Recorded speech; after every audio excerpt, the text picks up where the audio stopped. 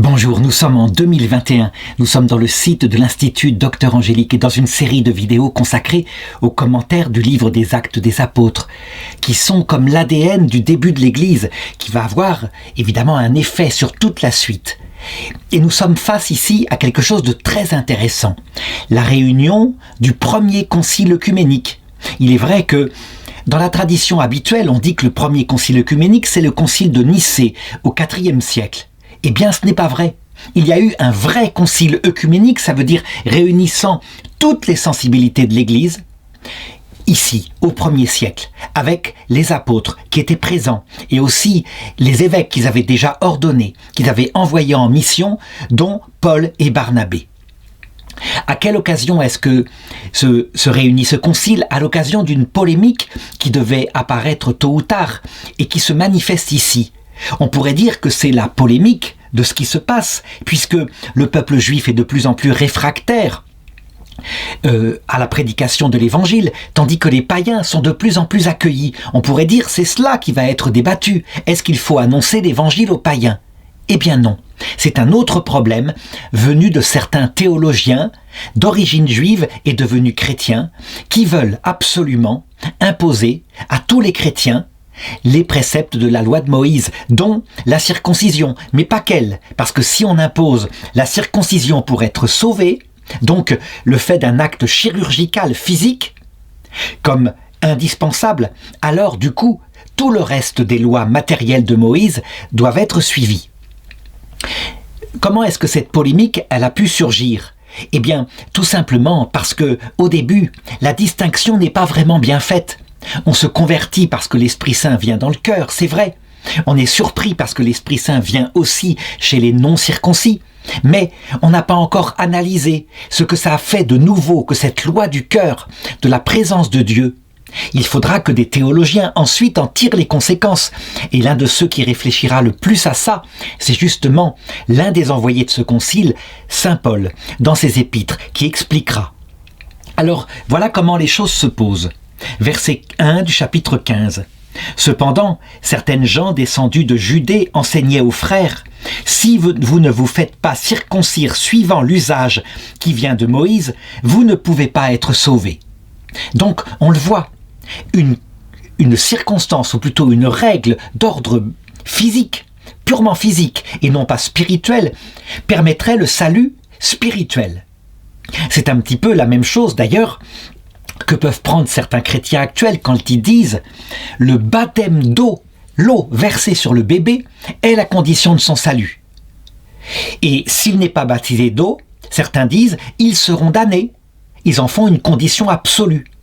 Sans voir que, en réalité, ce que l'Église a toujours dit, c'est que c'est le baptême de l'Esprit Saint, donc la réalité signifiée par le geste, et non pas le geste lui-même. Ça ne veut pas dire qu'il faut séparer les deux, mais ça veut dire qu'il faut tout à fait distinguer. Il ne faut pas confondre l'acte symbolique et la réalité. Là, en l'occurrence, c'est beaucoup plus grave. Verset 2. Après bien de l'agitation et une discussion assez vive engagée avec eux par Paul et Barnabé, il fut décidé que Paul, Barnabé et quelques autres des leurs monteraient à Jérusalem auprès des apôtres et des anciens pour traiter de ce litige. Donc on le voit bien, il y a débat entre les frères, on n'y arrive pas. Et donc on doit monter auprès des colonnes de l'Église, les 12 apôtres, pour qu'ils tranchent. Et en particulier ici, il pourrait se poser le rôle de Pierre. Quand Jésus a dit à Pierre, « Quand tu seras revenu de ta trahison, il a trahi 3 fois au moment de la passion, confirme tes frères dans la foi. J'ai prié pour que ta foi ne défaille pas. » On pourrait se demander, est-ce que le rôle de Pierre ici ne va pas être défini? En fait, ça ne va pas être le cas.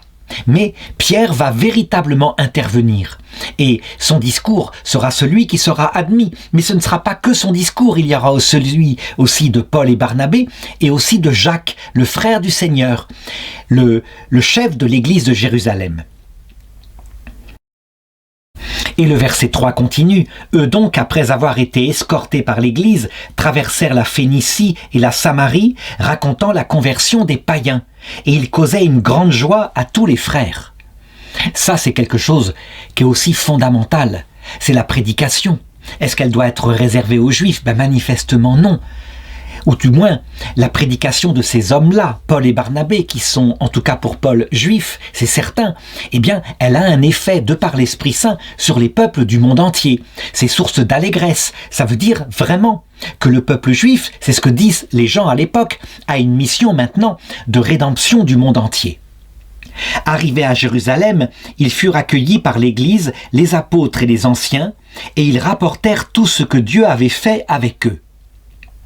Mais certaines gens du parti des pharisiens, qui étaient devenus croyants, intervinrent pour déclarer qu'il fallait circoncire les païens et leur enjoindre d'observer la loi de Moïse. En réalité, ce qu'il se passe ici, c'est l'idée suivante. Est-ce que, par hasard, puisque ces gens deviennent chrétiens, donc juifs, puisque c'est l'achèvement du judaïsme d'après ces pharisiens qui sont devenus eux-mêmes chrétiens, est-ce que ces gens-là ne vont pas former le peuple juif universel, l'humanité tout entière ? Et donc, il faut les circoncire afin qu'ils soient intégrés au peuple juif de cette façon-là. C'est une question logique, c'est une question qui se pose, mais c'est en fait une tentation politique. Ça veut dire que ces hommes-là, ces pharisiens, ont une tentation millénariste. Établir sur terre une espèce de vaste communauté mondiale unique qui serait issue du peuple juif et qui serait visible. Alors que, en fait, le défi qui se pose ici, c'est est-ce que le royaume de Dieu est de ce monde ou est-ce qu'il sera réalisé pleinement dans l'autre monde ? Donc ça a des conséquences assez importantes. Toujours est-il que, puisque la problématique se pose et qu'on n'arrive pas à trancher, il faut que les apôtres se réunissent. Et c'est donc ce qu'on appelle un concile œcuménique. Œcuménique, je l'ai dit, c'est donc intégrant la diversité des opinions. Il y a là les 12 apôtres et chacun a sa personnalité. Il y a en particulier Jacques, qui lui n'est pas apôtre, mais frère du Seigneur et dont la tradition dit que, eh bien, à Jérusalem, il faisait pratiquer la loi de Moïse. Vraiment. Ça veut dire qu'il faisait appliquer aux chrétiens, qui étaient les disciples de son frère, enfin on pourrait dire son cousin, Jésus est son cousin, il faisait appliquer tous les préceptes. C'est une église qui d'ailleurs perdurera. On le voit, on en voit la trace par exemple, je crois que c'est en Irak, avec un saint du 5e siècle, qui a encore pratiqué la méthode, ou plutôt la spiritualité de l'église de Jérusalem à cette époque-là. On le voit encore en Éthiopie, à notre époque. Ça veut dire que l'Éthiopie a un culte très spécial, puisque la circoncision est pratiquée, ainsi que d'autres rituels juifs. Mais avec une autre explication, à savoir que les Éthiopiens se considèrent comme les descendants de la reine de Saba, qui elle-même est devenue quelque part disciple du Dieu unique par le roi David. Alors, ce concile se réunit, et je pense que c'est le modèle des conciles, il faut le dire, il faut absolument l'intégrer dans la liste des conciles œcuméniques. Le concile de Nicée, pour moi, est le 2e concile œcuménique, et il commence par discuter. Il y a une longue discussion, c'est ce que dit le verset 7. Après une longue discussion, Pierre se leva et dit. Ça veut dire que Pierre a l'air d'être conscient de sa mission. Il prend la parole à un moment donné pour trancher. Et attention, effectivement, il n'est pas le seul. Il y aura d'autres interventions. Donc, je voudrais d'abord donner le discours de Saint Pierre, qui est un discours, je dirais, assez profond au niveau théologique. Frères, vous le savez, dès les premiers jours, Dieu m'a choisi parmi vous pour que les païens entendent de ma bouche la parole de la bonne nouvelle et embrassent la foi. Et Dieu, qui connaît les cœurs, a témoigné en leur faveur, en leur donnant l'Esprit Saint, tout comme à nous. Donc on ne peut pas nier. La volonté de Dieu, c'est que l'Évangile soit enseigné à toutes les nations. Ce qui sera ensuite marqué à la fin de l'Évangile selon saint Matthieu. Allez, dit le Seigneur, allez dans le monde entier, baptisez-les au nom du Père et du Fils et du Saint-Esprit. Donc là, on peut dire, ce n'est plus objet de discussion, c'est objet de constatation. Et donc, la question, il l'aborde après, et il n'a fait l'Esprit Saint aucune distinction entre eux et nous, puisqu'il a purifié leur cœur par la foi. Voilà la clé théologique. Ce n'est pas la circoncision. Il n'était d'ailleurs pas demandé qu'ils soient circoncis au départ. L'Esprit Saint est venu avant, par sa présence dans leur cœur, et leur a donné la foi, qui a abouti à la charité. La charité étant pour les protestants le débordement de cette foi au Christ, et pour les catholiques étant, je dirais, une vertu qui est l'aboutissement. La foi toute seule pourrait exister chez des chrétiens. Certains, on le voit d'ailleurs, croient en Jésus-Christ, mais n'arrivent pas à intégrer le fait qu'il est amour. Véritablement, il intègre le fait qu'il est plutôt quelqu'un qui a été amour quelque temps à la croix, mais qui va redevenir terrible après. Et donc, il n'ose pas l'aimer de charité. La foi peut donc exister sans la charité, mais l'Église conclura au Concile de Trente, c'est bien la charité qui sanctifie, qui fait des disciples du Christ, et cette charité, elle est même active, puisque c'est un amour. Pourquoi donc maintenant tentez-vous Dieu en voulant imposer aux disciples un joug que ni nos pères ni nous-mêmes n'avons eu la force de porter? Saint Pierre donc est tout à fait conscient. Si jamais on circoncie les hommes venus du paganisme et qui sont devenus chrétiens, alors ils devront appliquer tout le reste de la loi de Moïse. C'est logique, la loi est une. C'est une loi charnelle, elle a un signe charnel, donc dans l'enlèvement du prépuce. Et donc, elle a des applications charnelles comme des interdits alimentaires, etc.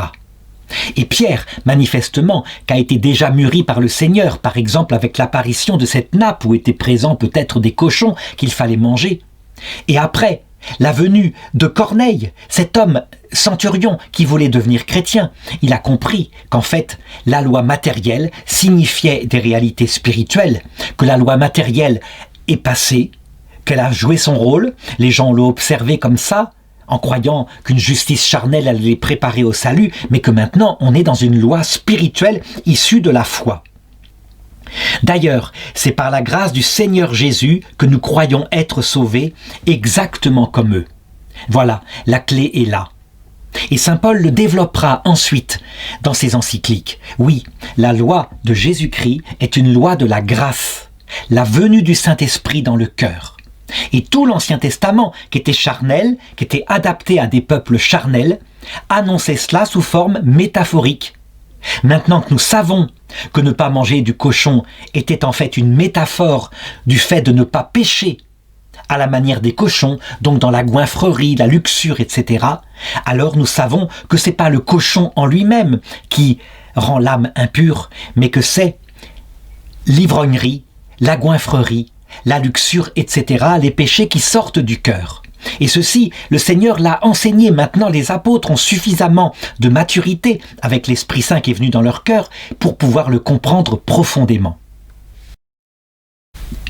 Donc je crois, il faut le reconnaître, on a le premier exercice ici de l'infaillibilité pontificale. Vraiment, c'est comme ça qu'en tout cas un catholique le prendra. On a ici une doctrine universelle du salut, extrêmement forte, puissante, vraiment, et elle ne peut venir que du Saint-Esprit. De la même façon que Pierre, quand il avait dit à propos de Jésus, « Tu es le Fils du Dieu vivant », Jésus lui avait dit « Ces paroles ne viennent pas de ta chair, mais de l'Esprit Saint en toi ». C'est exactement la même chose ici. Cependant, quand on regarde la suite du concile, on voit que Pierre a un rôle volontairement très humble. Et sans doute a-t-il ce rôle très humble alors qu'il aurait pu arrêter les discussions ici en disant « Je tranche, c'est comme ça ». On arrête le débat, on transmet donc ça aux églises, comme le font les papes occidentaux à partir du Moyen-Âge. Non, son attitude est de laisser parler ensuite, et donc on laisse parler Barnabé et Paul. Pourquoi c'est important qu'ils parlent? Parce qu'eux, ils viennent du terrain. Ils ont reçu le même Esprit Saint. Mais ils ont vu ce qu'était l'évangélisation des païens. Alors toute l'assemblée fit silence, c'est le verset 12. On écoutait Barnabé et Paul exposer tout ce que Dieu avait accompli par eux, de signes et de prodiges parmi les païens. Donc ceci vient planter le clou, vraiment, de ce que vient de dire Pierre. Pierre, c'est vrai, il a été envoyé comme disciple parmi les païens, mais bien plus que lui, Paul. L'efficacité de Paul est manifestement bien plus grande, parce qu'il a un discours, justement, d'un intellectuel juif capable de s'adapter à la mentalité païenne. Et donc, l'Esprit Saint est là, les fruits sont là, l'Église sera donc universelle. Universelle, ça veut dire catholique, pas réservée au salut des seuls juifs, mais pour le salut du monde entier. Et ensuite, verset 13, eh bien, Jacques, évêque de Jérusalem, celui dont je disais tout à l'heure qu'il faisait pratiquer la loi de Moïse, donc qu'il avait surtout des judéo-chrétiens dans son église, Jacques prend la parole. Sa parole est très importante parce qu'il pourrait être un opposant à ce qu'a dit Pierre juste avant. Il arrive parfois qu'un concile ne se mette pas d'accord, ou même entre en opposition avec un pape.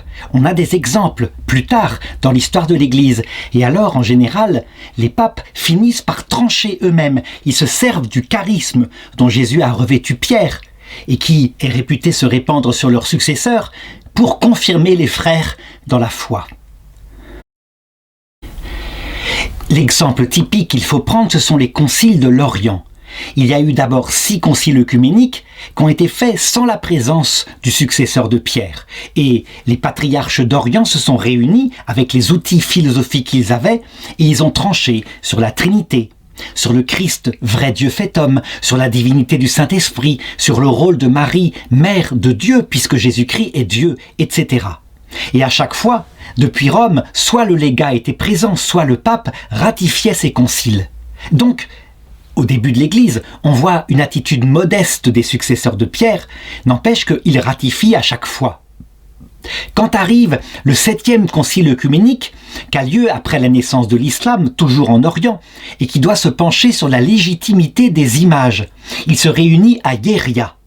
Eh bien, ce concile fait comme d'habitude, les patriarches discutent et ils décident que les images, effectivement, sont aberrantes, qu'on doit les détruire, qu'il y a un commandement dans la loi de Moïse, c'est le 2e commandement qui interdit de représenter quoi que ce soit, animal, homme et surtout pas Dieu.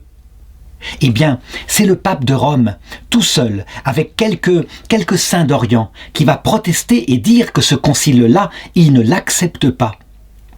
Ce qui montre bien qu'il y a véritablement une autorité pontificale avec un charisme particulier, puisque l'Orient finira par accepter ça, par réunir de nouveau le 7e concile œcuménique, annuler les actes du précédent concile et accepter les images. Il y aura eu entre-temps la crise iconoclaste, comme on connaît. Donc on le voit. Même en Orient, on est obligé de reconnaître qu'il y a un charisme particulier des papes qui s'est exercé à cette occasion. Mais ensuite, évidemment, les patriarches d'Orient, qui considèrent que le pape prend trop d'importance, qu'il met sa ceinture, il va où il veut, il impose son autorité, finiront, eh bien, comme des hiérarques de l'Église, par s'opposer à cette autorité. Et c'est une question de vanité, mais principalement d'ailleurs entre hiérarques, qui après sera suivi par les fidèles. Le petit troupeau suit, il suffit de les convaincre. C'est comme ça que l'Église se divisera en orthodoxes et catholiques. Mais là, on a la base. Ça veut dire Pierre est humble, il a son charisme, il l'a exercé, et ensuite, voici que Jacques va parler.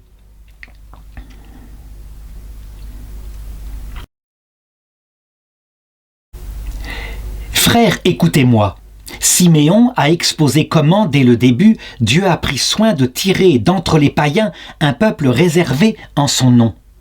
Le fait qu'il appelle Pierre par son nom hébreu, Siméon, même pas Simon, donc le nom latinisé, eh bien montre qu'il estime qu'il a une autorité pour parler qui est quasiment, si ce n'est pas équivalente à celle de Pierre. C'est donc une réunion de frères. D'ailleurs, les évêques, les archevêques entre eux s'appellent mon frère et se tutoient très souvent. Et il continue. Ce qui concorde avec les paroles du Seigneur, ce qui concorde avec les paroles des prophètes, puisqu'il est écrit « Après cela, je reviendrai et je relèverai la tente de David qui était tombée, je relèverai les ruines et je les redresserai, afin que le reste des humains cherche le Seigneur, ainsi que toutes les nations qui ont été consacrées à mon nom, dit le Seigneur qui fait connaître ces choses depuis des siècles. » Donc, Jacques, manifestement, représentant les judéo-chrétiens, admet. Maintenant, la mission d'Israël, c'est de prêcher ce Messie au monde entier, qui deviendra le roi de l'univers. Manifestement, la prophétie qui dit qu'un roi se lèvera d'Israël, un roi qui, sans être touché par la main d'homme, sera comme une pierre qui roulera d'une montagne et qui cassera la statue au pied de terre, mais dont la tête est en fer, qui est l'Empire romain. Pour le remplacer, il pense que ça va se réaliser par Jésus-Christ. Donc il n'y a plus d'objection sous ce rapport-là. Ensuite, il va en arriver à la conclusion. C'est pourquoi je juge, moi, dit-il au verset 19, qu'il ne faut pas tracasser ceux des païens qui se convertissent à Dieu. qu'on leur mande seulement de s'abstenir de ce qui a été souillé par les idoles, des unions illégitimes, des chairs étouffées et du sang. Alors c'est intéressant. Là, Jacques, il ajoute tout de même certaines décisions à ce concile œcuménique que je vais redonner. Alors, je commenterai tout à l'heure, lorsque je serai rendu aux décrets finaux du concile de Jérusalem. Mais on voit que ça vient d'une proposition de Jacques qui sera ensuite acceptée. Donc il y a des compromis entre eux, ce qui se passe à chaque concile. Car depuis les temps anciens, Moïse a dans chaque ville ses prédicateurs qui le lisent dans les synagogues tous les jours du sabbat.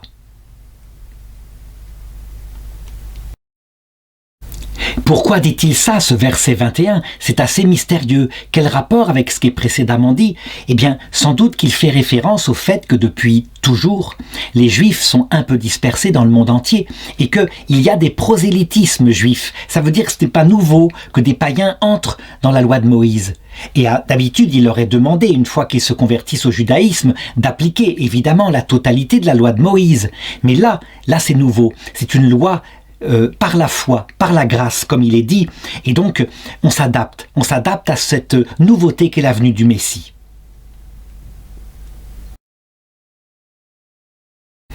Donc, manifestement, quand on voit le discours de Pierre, le discours de Jacques, Pierre étant celui qui représente les pagano-chrétiens, Jacques celui qui représente les judéo-chrétiens, on arrive à des conclusions. Et donc le verset 22 montre comment, après, on aboutit à la fin du concile. Alors les apôtres et les anciens, d'accord avec l'Église tout entière, décidèrent de choisir quelques-uns d'entre eux, de les envoyer à Antioche avec Paul et Barnabé. Ce furent Jude, surnommé Barsabas, et Silas, hommes considérés parmi les frères. Et ils leur remirent la lettre suivante. Et cette lettre constitue donc ce qu'on appellerait les actes du premier concile œcuménique, le concile de Jérusalem. Elle dit ceci: « Les apôtres et les anciens, vos frères, aux frères de la gentilité, donc qui habitent parmi les païens, qui sont à Antioche, en Syrie, en Cilicie, salut. » Les lettres, habituellement, les encycliques, par exemple, commencent comme ça, par une salutation, un peu comme une lettre, et donc le modèle ici sera développé par la suite. Ayant appris, on entre directement dans le fait, donc la polémique qui est en cause. Ayant appris que sans mandat de notre part, certaines gens venus de chez nous ont, par leurs propos, jeté le trouble parmi vous et bouleversé vos esprits, nous avons décidé d'un commun accord de choisir des délégués et de vous les envoyer avec nos bien-aimés Barnabé et Paul. Ces hommes qui ont voué leur vie au nom de notre Seigneur Jésus-Christ, nous vous avons donc envoyé Jude et Silas qui vous transmettront de vive voix le même message. Voilà l'introduction on peut dire, à l'acte du concile, le décret conciliaire. C'est comme ça que ça sera appelé beaucoup plus tard. Et le décret conciliaire lui-même, il est contenu en Actes chapitre 15, versets 28 et 29. Et je le lis, il est précis, c'est lui que maintenant je voudrais commenter. « L'Esprit Saint et nous-mêmes avons décidé de ne pas vous imposer d'autres charges que celles-ci qui sont indispensables, vous abstenir de viande immolée aux idoles, du sang, des chairs étouffées et des unions illégitimes, vous ferez bien de vous en garder à Dieu. » Voilà. Ça, c'est un concile, on peut dire, qui n'est pas verbeux. Quand on le compare au décret du concile de Vatican II, on voit que les choses sont dites brièvement, simplement, précisément, mais tout de même avec des envoyés qui doivent commenter. Parce que c'est presque trop petit, trop court ce message, et ces décrets du concile n'empêchent que tout est dit.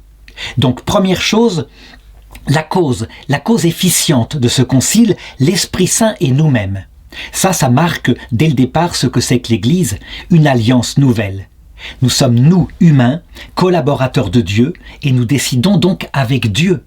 Dieu, évidemment, est notre maître, c'est lui qui nous enseigne, mais il ne veut pas d'obéissance matérielle et qui ne comprend pas, il veut une obéissance liée à l'intelligence et à l'amour, donc la décision se prend ensemble.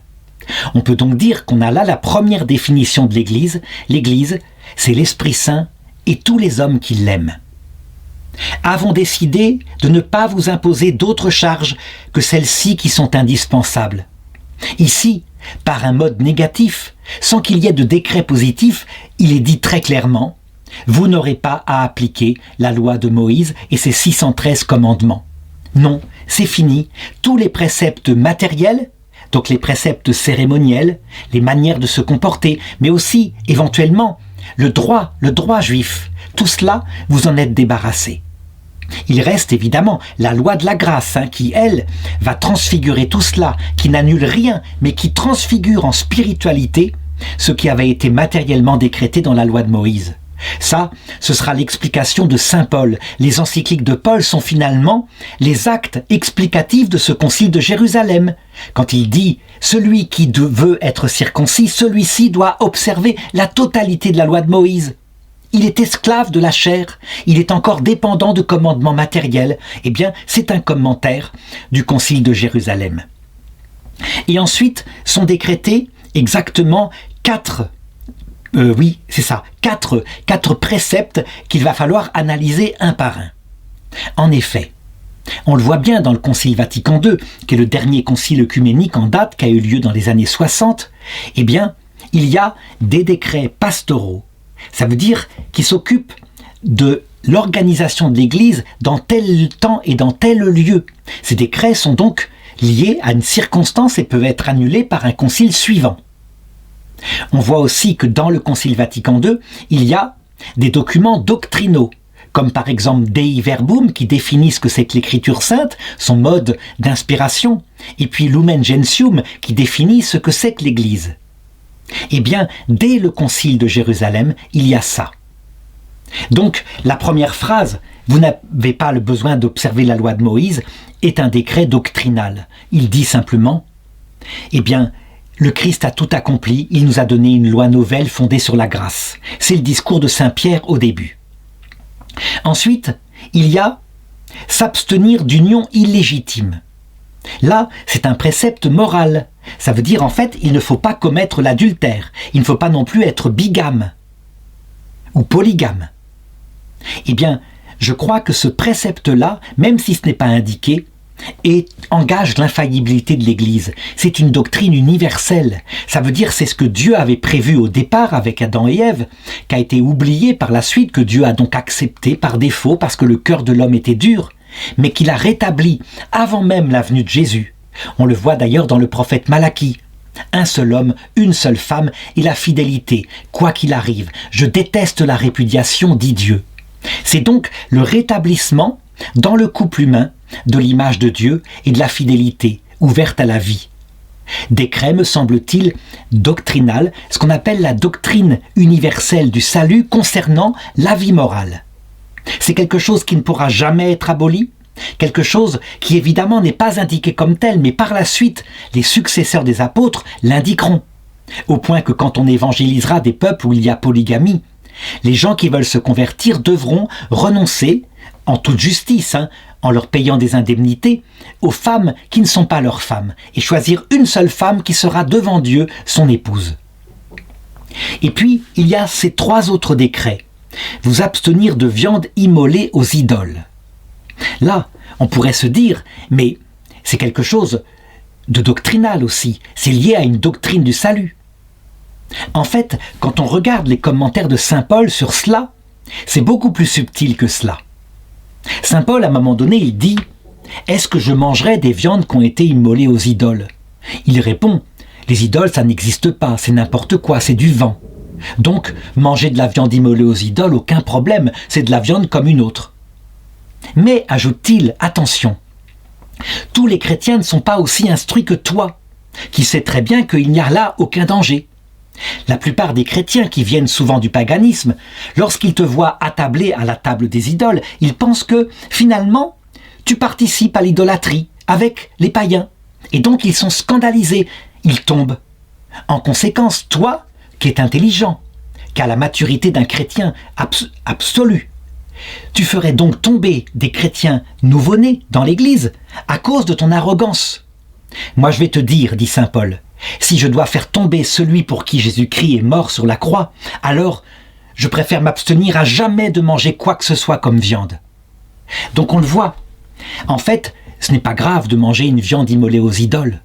Si on la prend comme de la viande, en s'en moquant, quoi, c'est rien. Mais il y a un autre aspect qui doit être considéré, c'est ce que vont ressentir les gens qui ne sont pas capables de comprendre ça. Donc toujours un aspect doctrinal, c'est vrai, ce n'est rien. Évidemment, adorer l'idole serait quelque chose. Et puis un aspect pastoral, ceux qui penseront, en regardant le geste extérieur, qu'on adore l'idole. C'est de la même façon d'ailleurs que certains ont été scandalisés par exemple par le geste du pape Jean-Paul II lorsqu'il a embrassé le Coran une fois. Évidemment, il explique ce qu'il fait. Il embrasse dans le Coran non pas le livre comme s'il était révélé, mais plutôt, avec le Concile Vatican II, ce que l'Esprit Saint y a mis comme préparation au salut. De la même façon, on peut embrasser l'Ancien Testament qui ne sauve pas, mais Dieu y a mis des préparations. Et donc, on peut le faire à peu près pour toutes les choses, puisque à chaque fois qu'on considère le monde, on s'aperçoit que Dieu met un peu partout des préparations, mais que seul le Christ sauve lui-même, parce que seul le Christ donne la présence de Dieu dans le cœur.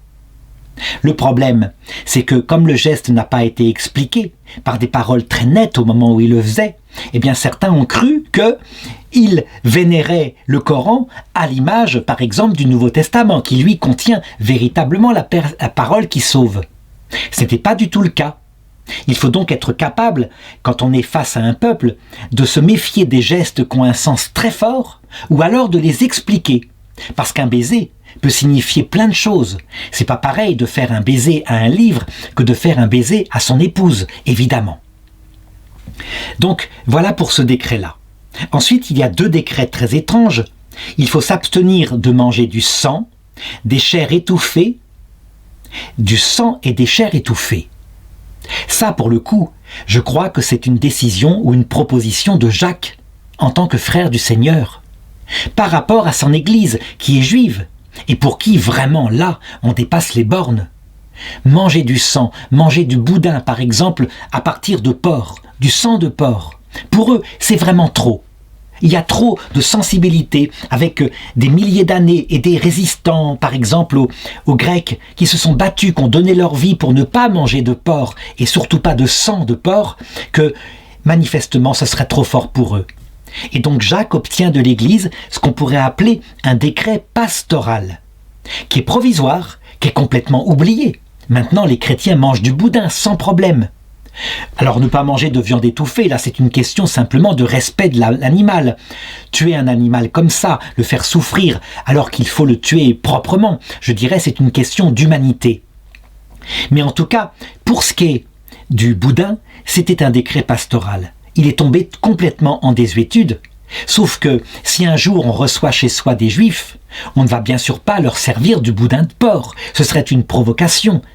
Pareil avec les musulmans. Donc, par respect pour eux, on comprend ici ce que veut expliquer le Concile. Qu'est-ce que je conclurais de tout ça? Eh bien, on le voit. Les conciles œcuméniques, de la même façon, ne sont pas toujours très clairs. Quelquefois, des décrets pastoraux, donc liés à tel temps et tel lieu qui vont disparaître par la suite, sont mélangés avec des décrets doctrinaux, donc valables universellement, à tout temps, à tout lieu. Comment est-ce qu'on peut discerner? Eh bien, c'est pas toujours facile. Quelquefois, il faut beaucoup d'entraînement pour arriver à discerner, par exemple, un décret doctrinal caché dans un décret pastoral. Je pense au Concile Vatican II, Gaudium et Spes 22.5. Là, manifestement, c'est une doctrine universelle du salut. Et pourtant, Gaudium et Spes est un décret pastoral, c'est l'organisation de l'Église dans le monde de ce temps. Quand Gaudium et Spes 22.5 dit « Parce que le Christ est mort pour tous, nous devons tenir que par un moyen connu de Dieu sera offert à chaque homme, sans exception, la possibilité d'être associé au mystère de Pâques, donc d'être sauvé. » C'est quelque chose, il n'y a pas plus doctrinal que ça. C'est d'ailleurs ce que même les apôtres ici découvrent par leur première évangélisation. C'est une doctrine tellement importante que d'ailleurs Saint Jean lui-même la marque à la fin de sa vie dans son évangile lorsqu'il annonce la prophétie ultime du peuple juif à travers le prêtre Caïphe qui dit « Vous ne comprenez pas qu'il vaut mieux qu'un homme meure plutôt que le monde tout entier, que le peuple tout entier ?» Et Saint Jean l'interprète comme cela. Donc voilà comment il faut apprendre les choses et il faut comprendre dès le début de l'Église, c'était donc mélanger tout ça. C'est donc un entraînement précis des théologiens que de distinguer les choses. Et le chapitre 15 continue. Prenant donc congé, les délégués descendirent à Antioche, où ils réunirent l'assemblée et remirent la lettre. Lecture en fut faite, et l'on se réjouit de l'encouragement qu'elle apportait. Jude et Silas, qui étaient eux-mêmes prophètes, exhortèrent les frères et les affermirent par un long discours. En effet, lorsqu'il y a comme ça une décision importante d'un concile en une lettre avec un décret très très bref, il faut des explications. Et donc quand il est dit qu'ils étaient prophètes, on veut dire par là qu'ils savaient enseigner l'intention de Dieu profonde. Il ne s'agit pas ici d'une prophétie qui annonce l'avenir, mais qui dit plutôt ce que Dieu veut pour son Église. Je pense que ensuite, le charisme de docteur prendra la suite et on le voit qui s'exerce avec saint Paul dans ses épîtres. Là, c'est plus qu'une prophétie qui demande une affection, une obéissance du cœur. C'est une explication qui touche l'intelligence et qui rend tout clair et limpide. Et donc, on constate que ça a l'air de se passer bien. En réalité, ce n'est pas du tout le cas. Il y aura d'autres aventures dans les Actes des Apôtres où on verra que certains n'ont pas du tout accepté cela. Dans les lettres de saint Paul aussi, on voit que des prophètes juifs venant de Jérusalem, envoyés par personne, continueront à exiger et à dire « Vous ne pouvez pas être sauvés si vous n'êtes pas circoncis ». Un concile œcuménique n'a pas son efficacité forcément tout de suite. Il faut du temps. Et c'est ce qu'on a vu par exemple avec le concile de Nicée, où la Trinité est définie, la divinité du Christ, et pourtant pendant 50 ans, c'est le bazar dans tout l'Empire romain d'Orient, où il ne reste plus bientôt que quelques évêques autour de saint Athanase, évêque d'Alexandrie, pour adhérer à la foi qui a été définie au concile de Nicée. Certains auraient pu dire c'est donc que le concile ne vient pas de Dieu, il est contesté par presque tout le monde et par les empereurs romains d'Orient. Et finalement, au bout du compte, eh bien, la foi s'impose. C'est probablement ce qui se passera avec le concile Vatican II, qui est encore contesté, qui n'a pas produit ses fruits, qu'on peut confondre avec la façon perverse dont il a été interprété par la partie progressiste de l'Église, mais qui portera ses fruits en son temps. Et le texte continue, au bout de quelque temps, les frères les renvoyèrent avec des souhaits de paix vers ceux qui les avaient députés, donc Jude et Silas reviennent à Jérusalem, et puis Paul et Barnabé toutefois demeurèrent à Antioche, où avec beaucoup d'autres, ils enseignaient et annonçaient la bonne nouvelle, la parole du Seigneur. On le voit, l'autorité de Paul et Barnabé a donc dû être confortée par des envoyés de Jérusalem qui étaient sans doute plus grands, plus notables dans l'Église à cette époque-là. Ensuite, Paul deviendra évidemment la référence pour l'Église universelle avec Jean, avec Pierre, avec Jacques, etc. Quelque temps après, Paul dit à Barnabé « Retournons donc visiter les frères dans toutes les villes où nous avons annoncé la parole du Seigneur pour voir où ils en sont. » Paul se rend bien compte donc que son ministère n'est pas simplement de semer le Christ dans les cœurs, qu'il a un ministère pour cultiver, pour voir comment, avec le temps, avec l'épreuve, certains sont restés fidèles, certains sont soumis à des épreuves, et comment il faut fortifier leur foi. C'est un ministère très important. Dans l'Église, il faut de tout. Il y a des personnes qui sont là pour semer la foi et d'autres qui sont là pour la cultiver. Et c'est souvent pas les mêmes personnes. C'est pas le même charisme. Mais Barnabé voulait aussi emmener Jean, surnommé Marc. Paul, lui, n'était pas d'avis d'emmener celui qui les avait abandonnés en Pamphylie et n'avait pas été à l'œuvre avec eux. On s'échauffa, on finit par se séparer. Barnabé prit Marc avec lui et s'embarqua pour Chypre. De son côté, Paul fit choix de Silas et partit après avoir été confié par les frères à la grâce de Dieu. Il traversa la Syrie et la Cilicie où il affermit les églises. Là, je voudrais commenter cet événement qui est gênant pour dire une chose. Toute personne qui a déjà travaillé, par exemple, dans un évêché, comme laïc, qui a pu être embauché par un évêque, s'est rendu compte que c'était souvent très humain. qu'il y avait des conflits, comme dans les entreprises et même quelquefois pire. On voit certains évêques qui n'ont pas compris, par exemple, les lois sociales qui doivent un certain respect, un délai, par exemple, pour renvoyer un collaborateur qui ne convient plus. Eh bien, on peut dire que cette humanité charnelle, vraiment, et quelquefois triste dans l'Église, qu'on voit, qu'on constate quand on travaille près des hommes d'Église, elle existe donc dès le départ. Il ne faut pas croire que Saint Paul, il est parfait, ni que Barnabé l'est. Ils ont leur qualité d'apôtre, extrêmement fort, capable d'affronter des circonstances douloureuses, et donc les défauts qui vont avec, une volonté, une tête de cochon. Là, en l'occurrence, ils n'ont pas su s'entendre. Paul aurait pu être un peu plus coulant en disant « Ben oui, Marc, effectivement, surnommé Jean, était retourné à Jérusalem, ben c'est fini, on pardonne, l'essentiel c'est de travailler au service du Seigneur. » Eh ben non. Il reste cette rancœur-là, cette rancune de cet abandon que Paul estime avoir subi alors que ce n'était pas le moment. Et donc, ça reste. Et pourtant, l'Église grandit. Pourquoi ? Pourquoi est-ce que c'est quelque chose d'important à comprendre ? Si jamais l'Église avait que des apôtres saints, parfaitement saints, clairs, limpides, eh bien, on pourrait dire, c'est parce que, pas étonnant, elle est portée par des gens intelligents. Mais comme l'Esprit Saint veut démontrer que la croissance de l'Église vient de lui, et que, quand bien même il y aurait des apôtres extraordinaires, si il n'est pas dans un temps où il bénit la croissance de l'Église, elle ne grandira pas. Et au contraire, quand il y a des apôtres n'importe comment, qui font n'importe quoi, si l'Esprit Saint a décidé qu'on est en phase où l'Église va grandir, elle grandira. Il faut vraiment avoir en tête que certes, l'humain agit, mais que la cause première de l'Église, c'est l'Esprit Saint. Ainsi, pour raconter une anecdote qui illustre ça, je me rappelle qu'on m'avait raconté un jour que dans une église, un prêtre avait fait un sermon absolument génial, lumineux, en 3 points, très organisé, etc. Et puis, à la fin de son sermon, il se tait.